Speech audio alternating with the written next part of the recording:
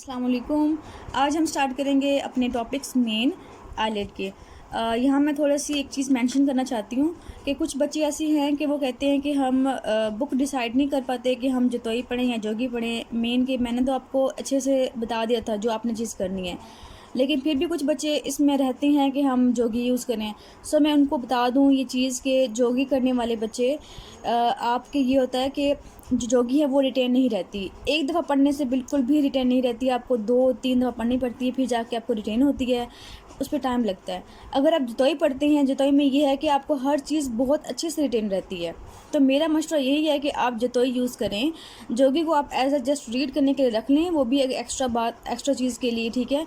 इसके अलावा जो चीज़ इंपॉर्टेंट है, जो चीज़ जतोई में नहीं है, वो मैं वैसे ही आपको मेंशन करवा दूँगी। सही है। चलें जी, हम जो चैप्टर आईलेट वाला है वो पूरा का पूरा जतोई से पढ़ेंगे।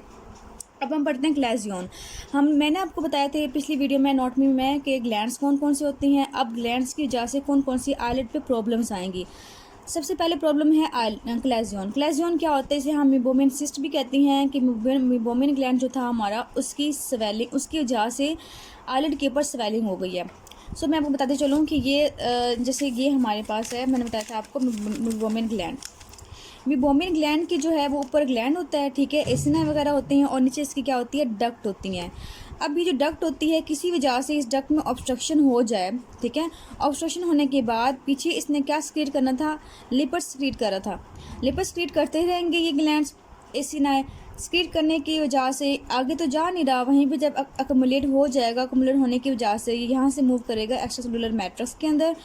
वहाँ जब जाएगा तो वहाँ पे इन्फ्लामेटरी रिएक्शन आ जाएगा, क्योंकि इसको ये एक्ट करेगा एज अ फॉरेन बॉडी। से इन्फ्लामेटरी सेल्स आएंगे। कौन कौन से इन्फ्लामेटरी सेल्स, प्लाज्मा सेल्स हो सकती हैं उसके अंदर, जॉइंट सेल्स हो सकती हैं उसमें, एपिथेलियल सेल्स वगैरह हो सकती हैं, सारे इन्फ्लामेटरी सेल्स आएंगे, एक्युमुलेट हो जाएंगे। एक्युमुलेट होने के बाद एक स्ट्रक्चर बनाएंगे जिसे हम कहते हैं ग्रेनुलोमा। और क्योंकि इसके अंदर कंटेंट कौन सा है, लिपिड्स, तो हम इसे कहेंगे लाइपोग्रेनुलोमा। और ये बात याद रखनी है कि ये जो क्लेज़ियन है ये किसी एक ग्लैंड का होता है, किसी एक ग्लैंड के ऑब्स्ट्रक्शन की वजह से स्वेलिंग हो जाती है। सो ये इसमें कोई इन्फेक्शन नहीं है, कोई बैक्टीरिया नहीं है, सिर्फ और सिर्फ एक ऑब्स्ट्रक्शन हुई है, इन्फ्लामेटरी सेल्स आ गए हैं। सो अब हम पढ़ते हैं कि इसकी डेफिनेशन क्या हो सकती है। इसकी डेफिनेशन जो आपकी बुक में लिखी है, उन्होंने कहा है कि ये एक तो ये क्रोनिक होता है, मीन बहुत आस्ता आस्ता चलता होता है, ठीक है। दूसरा ये स्टीराइल होता है, मीन इसमें कोई बैक्टीरिया वगैरह नहीं होता, ये विदाउट बैक्टीरिया होता है, ठीक है। और क्या होता है, स्टीराइल होता है। और इन्फ्लामेटरी क्यों कह रहे हैं, क्योंकि इन्फ्लामेटरी वहाँ पे क्या आ रहे हैं, सारे के सारे इन्फ्लामेटरी सेल्स आ रहे हैं, ठीक है। इन्फ्लामेटरी और कौन से कॉन्टेंट था, ये लाइपोग्रेनुलोमा का था, तो हम कहेंगे लाइपोग्रेनुलोमा। और किस ग्लैंड का था, ऑफ मीबोमियन ग्लैंड, ठीक है, क्योंकि उसी ग्लैंड का ही ये प्रॉब्लम था। सो ये आपकी डेफिनेशन होगी है कि ये क्या है, क्रोनिक है और स्टीराइल है और इन्फ्लामेटरी सेल्स आ रहे हैं, इन्फ्लामेटरी रिएक्शन आ रहा है, लाइपोग्रेनुलोमा है, किसका है, मिबोमियन ग्लैंड का। अच्छा जी, अगर हम इसकी इटियोलॉजी की बात करें तो इटियोलॉजी में मैं ऑलरेडी बता चुकी हूँ आपको कि क्या होगी, इसकी जो डक्ट है इसकी ऑब्स्ट्रक्शन होगी। ऑब्स्ट्रक्शन के बाद वहाँ पे जो स्क्रीशंस होंगी, लिपिड्स की स्क्रीशंस होंगी, वो वहाँ पे कंटेंट रह जाएगा। रहने के बाद वहाँ पे क्या आ जाएंगे, इन्फ्लामेटरी सेल्स आ जाएंगे। इन्फ्लामेटरी सेल्स आने के बाद वहाँ पे क्या बन जाएगा, एक मतलब इन्फ्लामेटरी सेल्स आएंगे, एपिथेलियल सेल्स आएंगे, प्लाज्मा सेल्स आएंगे, वहाँ पर बन जाएगा एक ग्रेन्युलोमा, जिसे हम कहते हैं लाइपोग्रेन्युलोमा। और ये प्रोसेस जो होता है वो थोड़ा सा लंबे अरसे का होता है, इसलिए हम इसे कहते हैं क्रोनिक। अब अगर इसके बाद हम बात करें इसकी साइन एंड सिम्टम्स की या क्लिनिकल फीचर्स की बात करें कि हमें क्या क्या नज़र आएगा, ठीक है, तो हम बात करते हैं क्लिनिकल फीचर्स क्या हैं इसके। सो क्लिनिकल फीचर्स में आपको ये पता होगा कि हमारे पास कोई स्वेलिंग है किसके ऊपर, आईलेट के ऊपर। सबसे पहली बात यह है, कोई पेशेंट आपके पास आएगा तो स्वेलिंग होगी ऑन आईलेट, आईलेट पे स्वेलिंग होगी, फिर वो कहेगा कि पेनलेस है, मीन वो कहेगा मुझे दर्द नहीं होती इससे, ठीक है, और काफ़ी बड़ी स्वेलिंग हो रही है। उसके बाद उसने क्या कहना है कि एक तो ये पेनलेस है, एक स्वेलिंग ऑन आईलेट है, और उसने कहना है कि ये ग्रेजुअली, मतलब वक्त के साथ साथ ये काफ़ी अर्से से बढ़ती जा रही है, ग्रेजुअली इंक्रीजिंग स्वेलिंग। अच्छा जी, एक और बात जो कि बहुत इंपॉर्टेंट है कि आपको जो स्वेलिंग होती है ऑन आईलेट नहीं कहेंगे, वो सिनेरियोस में कह सकते हैं कि away from margin, away from islet margin. So आपकी जो ये स्वेलिंग होती है आईलेट के मार्जिन से अवे होती है। मीन जैसे आपका ये अगर आईलिड है सपोज करें तो इसकी स्वेलिंग बिल्कुल यहाँ पे नहीं होगी, इसकी स्वेलिंग यहाँ पे होगी। क्यों यहाँ पे होगी? क्योंकि ये आपकी डक्ट है, यहाँ पे ऑब्स्ट्रक्शन हुई है, ऊपर ग्लैंड यहाँ पे होगा। सो आपका जो ग्लैंड है उसमें लिपर्स वगैरह स्क्रीट होंगे तो ग्रेनुलोमा आपका यहाँ बनेगा। तो away from lid margin. More common होता है ये अपर आईलिड पे, लेकिन लोअर आईलिड पे भी ये हो सकता है।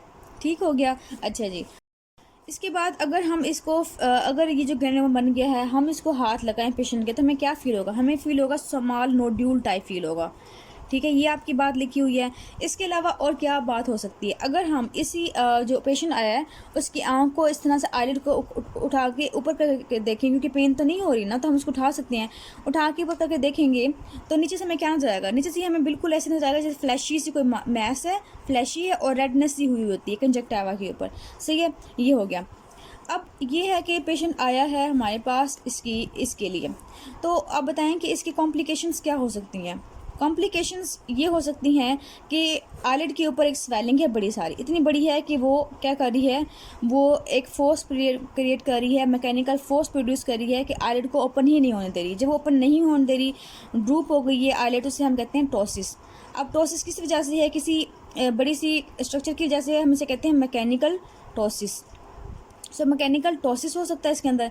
इसके अलावा आपको हो सकता है एस्टिग्मेटिज्म। एस्टिग्मेटिज्म क्या होता है? एस्टिग्मेटिज्म ये होता है कि ये आपकी आईलिड है, सपोज करेंगे आपकी आई है, ठीक हो गया, आई है, ये आपका है कॉर्निया। ठीक है, अब यहाँ पे आ गई आईलिड, आईलिड के ऊपर अच्छी खासी स्वेलिंग है इतनी बड़ी। अब इस स्वेलिंग की वजह से उसने ज़ाहिर सी बात है नीचे भी इसकी स्वेलिंग है, ठीक है, और काफ़ी बड़ी सारी है, तो उसने इस कॉर्निया के 12 o'clock पोजीशन पे उसने क्या करना है? फोर्स प्रोड्यूस करनी है। कोई भी चीज़ जो फोर्स प्रोड्यूस करे, जाहिर सी बात है उसे डिप्रेस कर देगी। सो हमारा जो कॉर्निया है वो यहाँ से जो है वो डिप्रेस हो जाएगा। डिप्रेस होगा तो एस्टिग्मेटिज्म हो जाती है। एस्टिग्मेटिज्म कब होती है? जब कॉर्निया का जो कर्वेचर है वो सेम ना रहे, वो ख़राब हो जाए। चलें जी, ये कॉम्प्लिकेशन हमने दो कर ली हैं इसकी, एस्टिग्मेटिज्म और मैकेनिकल टोसिस। अब हम बात करते हैं कि ये जो क्लेजियन बना है ये किस तरह जा सकता है। क्लेजियन जो है उसकी फेट क्या है या उसका कोर्स क्या है? अगर हम फेट और कोर्स की बात करें कि कैसे कैसे कहाँ जा सकता है, सबसे पहले ये बात है कि ऐसे बहुत से पेशेंट आपने देखे होंगे कि उनका खुद ब खुद ठीक हो जाता है, तो वो रेजोल्यूशन की तरफ चले जाते हैं, खुद ब खुद रेजोल्यूट कर जाता है। सेकंड ये है कि अगर ये जो स्वेलिंग हुई है, ठीक है, अगर ये थिन फाइब्रस सैक बन जाए, ठीक है, लिक्विफाई होके, मतलब जो लिपर्स थे वो बिल्कुल पिघल के ये क्या बन जाए? थिन फाइब्रस सैक बना दें। ठीक है, थिन फाइबर सैक के अंदर क्या चीज़ होगी? फिर भी लिक्विड ही होगा, क्योंकि लिक्विफाई हो गया, तो हम इसे कहते हैं कि मीबोमियन सिस्ट बन गई है। थर्ड क्या चीज़ होती है कि ये फाइब्रोस्ट हो सकती है। अगर ये फाइब्रोस्ट होगी, मतलब फाइब्रोसिस वगैरह हो जाएगी, तो ये बन जाएगा हार्ड नोड्यूल बन जाएगा। चलें जी, अगर ये हम बात करते हैं कैल्सीफाई हो जाए, ठीक है, आप सोचेंगे अगर ये कैल्सीफाई हो जाए तो फिर क्या बनेगा? फिर भी ये हार्ड नोड्यूल ही बन जाएगा। इसके अलावा क्या कर सकता है? आप क्या सोच सकते हैं इसके अलावा कि ये बर्स्ट कर सकता है, मीन फट के इसका कंटेंट जो है खुद ब खुद बाहर निकल आए। सो ये हमारी जो हैं चीज़ें, ये इसके फेट या कोर्स है जो इसको लेके जाती हैं। अब हम बात करते हैं कि अगर हम इसकी, वैसे आपकी जो डीडीज़ हैं वो ज़्यादा नहीं आती होती, बहुत कम केसेस में, बहुत ही कम केसेस में आती होती हैं, ठीक है, लेकिन वो भी हमें आ जाती होती हैं। जब हम पूरा चैप्टर कर लेते हैं तो हमें वैसे याद हो जाती हैं। अब इसकी डीडीज़ मैं फिर भी करवा देती हूँ आपको, ठीक है। डीडीज़ में क्या दिया हुआ उन्होंने, कि उन्होंने कहा है, जैसे कि मैं बताया था आपको कि जो हमारे ग्लैंड है, वुमेन ग्लैंड, ये मॉडिफाइड स्पीशियस ग्लैंड्स होते हैं। सो वो कहते हैं कि कोई भी स्पीशियस ग्लैंड है, उसका स्पीशियस ग्लैंड है, ठीक है, उनका क्या बन जाए? एडिनोमा बन जाए, ठीक है, या फिर कार्सिनोमा बन जाए उनका, ठीक है, या वो कहते हैं कोई ग्रेनुलोमा बन गया, सरकोइड ग्रेनुलोमा बन गया है, या फिर कोई डर्मल टीबी बन गई है, मतलब स्किन के ऊपर कोई टीबी हो गई है, या फिर कहते हैं फंगल इन्फेक्शन हो गया है, या फिर कोई फॉरेन बॉडी ग्रेनुलोमा बन गया है। सो ये आपका ईजी सा है, करने की जरूरत नहीं है। अब नेक्स्ट बात करते हैं जो मोस्ट इम्पॉर्टेंट है, और बहुत ज़्यादा इम्पॉर्टेंट इसलिए है क्योंकि आपकी कोई भी चीज़ आती है, उन्होंने लाजमी साथ आपसे ट्रीटमेंट पूछनी होती है। अब आप जब आई पढ़ लेंगे, आपको सारी ट्रीटमेंट जो है ना वो सेम लगेंगे, लेकिन सेम नहीं होती, बहुत फ़र्क होता है। हर एक चीज़ के, हर एक कंडीशन के जो है ट्रीटमेंट है वो डिफरेंट होती है, काफ़ी डिफरेंट होती है। अब इसके जो हैं वो 3 पॉइंट्स हैं। एक वो कहते हैं कि हमने कंजर्वेटिव करनी है ट्रीटमेंट इसकी, ठीक है। अब कंजर्वेटिव ट्रीटमेंट वो होती है जो आप आराम से घर में कर सकते हैं, खुद से कर सकते हैं, डॉक्टर के पास जाने की ज़रूरत नहीं है। उसमें उन्होंने डिफरेंट नाम दिए हैं, वो आपने याद रख लेने हैं कि एक्सप्रेशन कंप्रेशन मेथड कर सकते हैं, ठीक हो गया। मीन घर में आप कोई इसको एक्सप्रेस कर रहे हैं, फिर आप उसे दबाएं, ठीक है, इसकी वजह से ना वो ठीक हो जाएगा।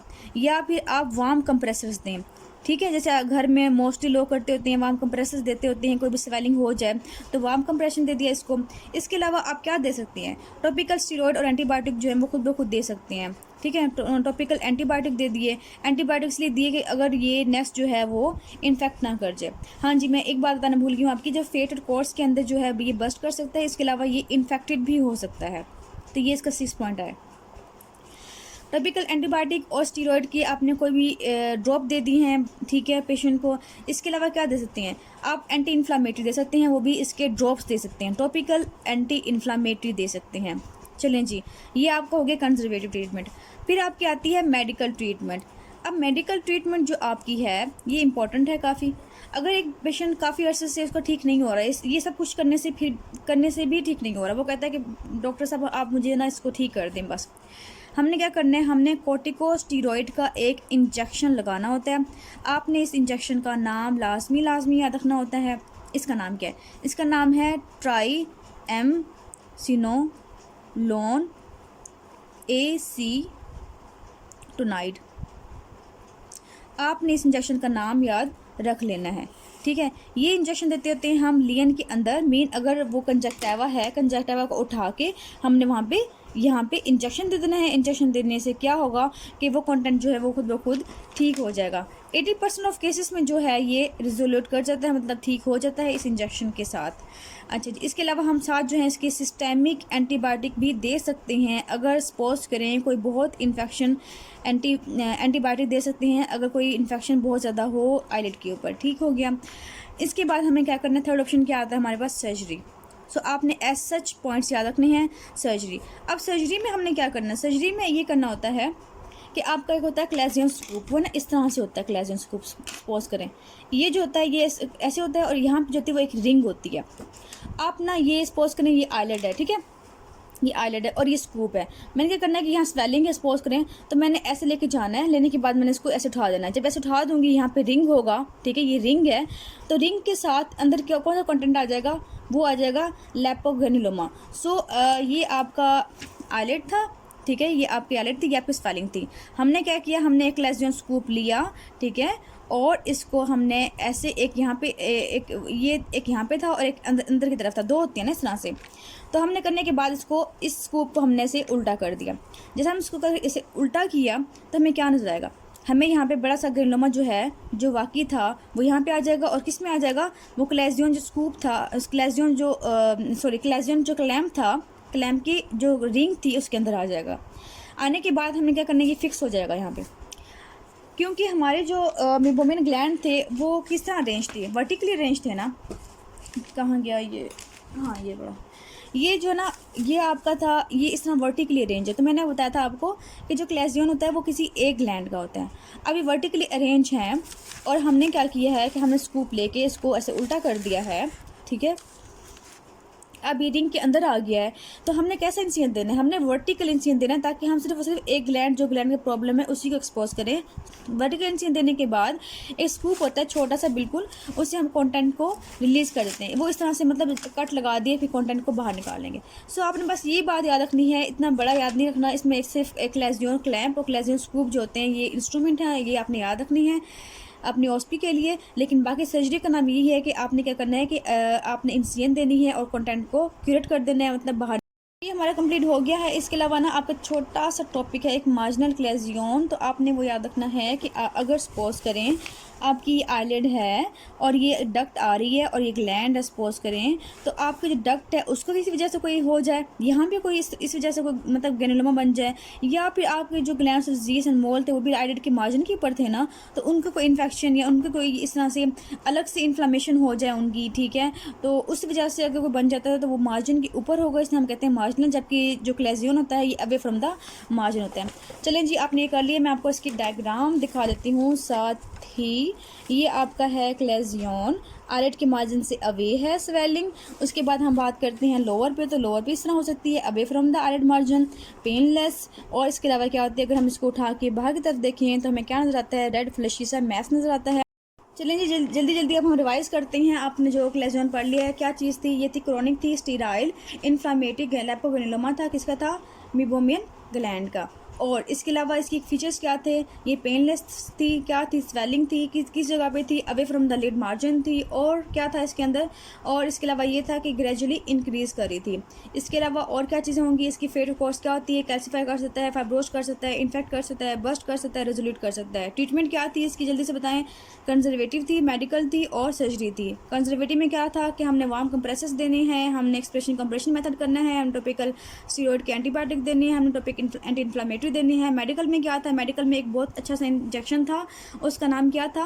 ट्राइएमसेनोलोन एसिटानाइड, ठीक है। और इसका अगर आपने याद रखना है अमाउंट कि कितने हमने देना होता है, वो 0.1 to 0.2 ml देना होता है। अच्छा जी, 80% जो है पेशेंट ठीक हो जाते हैं। इसके अलावा अगर ठीक नहीं होते फिर हमने क्या करना है?